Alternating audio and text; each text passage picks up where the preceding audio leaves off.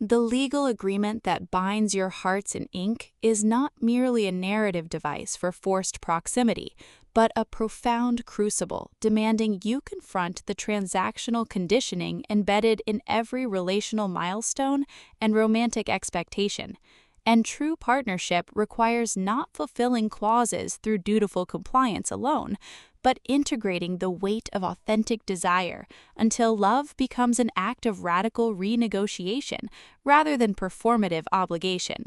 In The Terms of Us, Natasha Derouchie transforms the contract marriage trope into precise exploration of relational sovereignty and embodied accountability, proving liberation isn't found in voiding the contract, it's forged in honoring the person beneath the signature when every societal framework demands you remain either signatory or spouse. From fountain pen and silk sheet narration, listeners enter worlds where stipulation is syntax and presence is the only unbreakable vow. Perfect for fans of emotionally intelligent contemporary romance, where female complexity defies convenience bride stereotypes.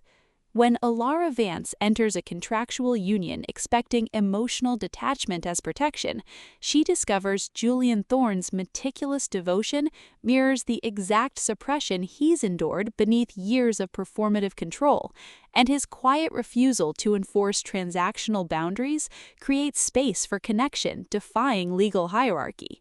Navigating negotiated intimacy and buried attractions, Alara realizes this arrangement isn't about fulfillment, but recalibration, with Derouchie avoiding reducing Alara to pragmatic contractor or Julian to domineering benefactor, instead crafting radical reciprocity within constraint, where trust is earned through honoring limits even as feeling blur them. And audiobook narration amplifies this alchemy by capturing Alara's disciplined composure softening into clarity, and Julian's guarded intensity revealing warmth beneath vigilance, making listeners feel seismic shifts of souls learning some bonds can only be claimed when you stop letting paperwork define their validity.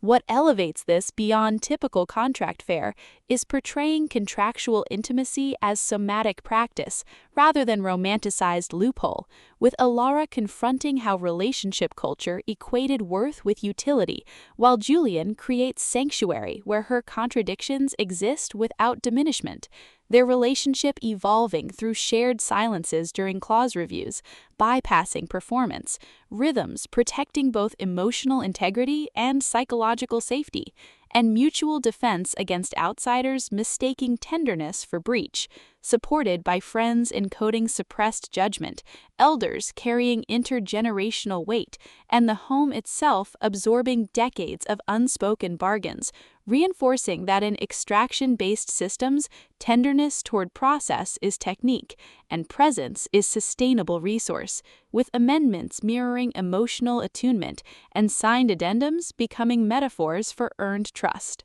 For audiobook listeners, this production is immersive descent into sacred reclamation, with narrators embodying Alara and Julian with remarkable distinction, sound design anchoring existential stakes through distant city hums, rain against penthouse glass, and hushed breath syncing with moments of clarity, pacing mirroring revelatory cadence from deliberate reflection to surging awakenings, ultimately redefining contract romance by centering female epistemology within legal frameworks and affirming that sometimes the most powerful act is choosing to love beyond the terms, honoring whole self even in landscapes shaped by negotiation.